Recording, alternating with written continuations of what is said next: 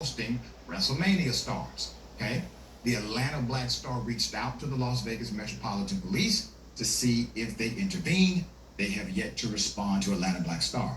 The Daily Mail reports that the violence broke out between 4 individuals. You can see in the video a silver Ford and a white Nissan with their doors flung open in the middle of the road.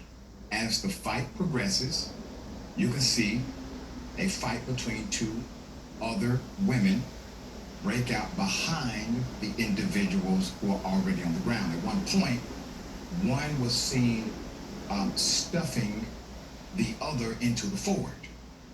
The 2 on the ground continued to grab each other as the man violently punched the woman. At one point in the video, you could see a man run up, he took out a cell phone, recording the fight, but seemingly does not plan to help at all. This was one of those videos where you look at it and you're pulling for humanity. You're just rooting for humanity. Somebody who has some level of humanity in them, get out the car and say, hey guys, break it up. Stop. If you don't want to get physically involved, at least say something. But to come there and record. So first of all, most people who saw it did absolutely nothing, did not get out their cars. It doesn't even seem like they honked the horns or yelled stop, okay? This guy gets out of his car, he records. There are many things that could have been done if somebody was afraid of physical contact. Say, listen, the police are coming. Or you all going to go to jail if you keep doing this. Or, man, get off of her. That's they won't. Or grab her to hold him back and make sure he doesn't get attacked while you're holding him. It's very simple things that are instinctive to most people. Obviously not to most people who are on the boulevard that day. Sharon, I saw this video. I saw it a couple of times. We decided not to play the video because of the brutality. I mean, it is brutal. It is a brutal beating.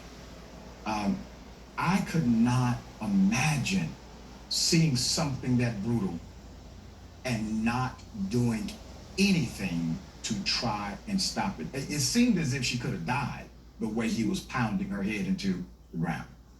Yeah.